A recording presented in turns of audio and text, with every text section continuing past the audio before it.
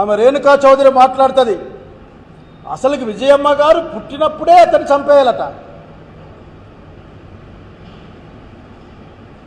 ఇప్పుడు నాకు డౌట్ వస్తుంది, ఈ సలహా ఈరోజే ఇచ్చారా, మీరు ఇంకా అనేక సార్లు ఏమైనా ఇచ్చి ఉన్నారా?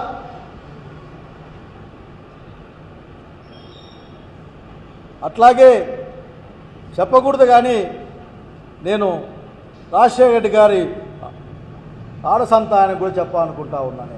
వాళ్ళకు కూడా ఏం మాట్లాడుతూ ఉన్నారో అర్థం చేసుకొని మాట్లాడండి. ఈ రోజున మా జిల్లాలో జరిగిన బాధల గురించి మాట్లాడండి.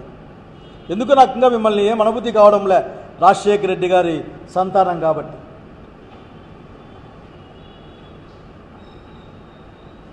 కనుక మీరు ఆలోచించుకోవాలి ఎన్ని మాటలు. అసలు భారతీయ గారు అసలు ఎప్పుడైనా ఎక్కడైనా మహాతల్లి ఎప్పుడైనా సరే రాజకీయాల్లో కనిపించిందా, మాట్లాడిందా? అంటే ఛానల్లో వచ్చిన కార్యక్రమం తప్పైతే దాని ఛానల్ ఓనర్లకు అంటగడతారా మీరు? అంటే ఎన్ని ఛానల్లో ఎన్ని మాట్లాడే వాళ్ళ ఓనర్లు అంటగడతారా? ఏంటి ఈ రోజున ఒక 5 సంవత్సరాల కాలంలో లేక 2 సంవత్సరాల కాలంలో ఎందుకు ఈ ప్రభుత్వం వచ్చినాకనే దూరం కూడా వద్దు, ఏ ఛానల్లో ఏ డిబేట్లు జరిగాయి, ఏ డిబేట్లో ఏమొచ్చింది, అట్లాగే చిన్న పెద్ద డిబేట్లు ఏం మాట్లాడారో మాట్లాడండి. ఎంత విచ్చల విలిగా కామెంట్ చేసినా కానీ పట్టించుకోలేదు కదా. అంతెందుకు సినిమాల్లో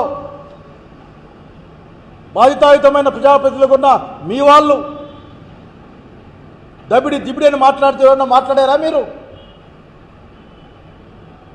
సినిమాలోనూ అదే, సినిమా అయిపోయినాక ఫంక్షన్లోనూ అదే. చూడ్డానికి ఎఫెక్ట్గా జుబుక్సకరంగా లేదా మరి ఎందుకు యాక్షన్ తీసుకోరు మీరు? ఏదేమంటే చంద్రబాబు గారు మరొక్కసారి మిమ్మల్ని అడుగుతా ఉన్నా, నేను పదే అడుగుతూ ఉంటాం కూడా, మీరు ఏం నేర్పించాలనుకుంటా ఉన్నారు? ఎక్కడికి రాష్ట్రాన్ని తీసుకెళ్తారు మీరు? ఏ విలువలు నేర్పిస్తారు? ఇదేనా మీరు నేర్పించబోయే విలువలు మాకు? సామాజిక రంగంలో మీరు ఏం చేయాలనుకుంటున్నారు? మమ్మల్ని రాజకీయంగా ఏం నేర్పిద్దామనుకుంటున్నారు? వేసేయండి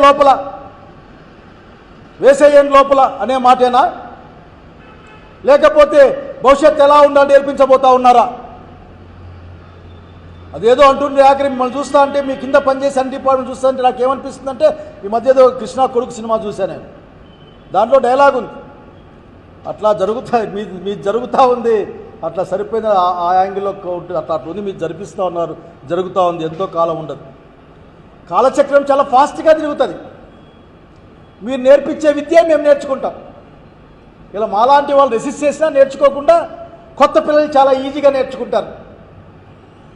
మళ్ళీ మీరు నేర్పించిన విద్య మీకే ఉపయోగపడుతుంది. కొత్త విలువలు నేర్పిస్తూ ఉన్నారు. సత్య దూరమైన మాటలు, ప్రజలకు ఇచ్చిన మాట నిలబెట్టుకోలేకపోవడం, పైగా అభాండాలు వేయడం, బెదిరించడం, ఇంకా ఎక్కువ మాట్లాడితే డబ్బులు ఎట్లా ఇస్తాయో నా చెవులో చెప్పండి, నేను డబ్బులు ఇస్తా అని చెప్పి మీ యొక్క మాట కూడా చూసాం. అట్లా ఇంకొక ఆయన మాట్లాడుతూ బహుశా మీ యొక్క భవిష్యత్తులో మీ పార్టీని ప్రభుత్వం నడిపోయాయన, నా దగ్గర ఎర్ర బుక్ ఉంది, అదేనా మీరు నేర్పించింది? మీ వారసుని నేర్పించి అదేనా? బుక్ తీసుకో, ఆ బుక్లో రాసుకో, అది మంత్రగాళ్ళ బుక్, ఆ బుక్లో రాస్తే కాళ్ళు ఇరిగిపోతాయి, చేతులు ఇరిగిపోతాయి, హార్ట్ అటాక్ వస్తుందని నేర్పించారా మీరు? 10th క్లాస్ పరీక్షలు వస్తే గతాన్ని తవ్వుకోండి గతాన్ని, కానీ ఇప్పుడు 10th క్లాస్ పరీక్షల గురించి మాట్లాడాలి కదా. పొద్దున ఒక మాట, సాయంత్రం ఒక మాట మాట్లాడే మీ అలవాటుని ఎట్లా మీ కిందికి పంపిస్తారు మీరు? ఏమైనా మాట్లాడితే మీకు కోపం వస్తుంది. మీకు కోపం వస్తే పాపం సామాన్యులు బలైపోతారు. పిఠాపురంలో వర్మ గారు చెప్పారు, ఇసుక అక్రమంగా తరలించుకుపోతూ ఉన్నారు, దీనిపైన యాక్షన్ తీసుకోవాలి అని. తీసుకుంటారా? హిందూపురం, అనంతపురం, ఈ రాష్ట్రం మొత్తం మీద జరిగిన అనేక అకృత్యాలపైన మీరు ఏమైనా ఒక కంప్లైంట్ చేస్తారా?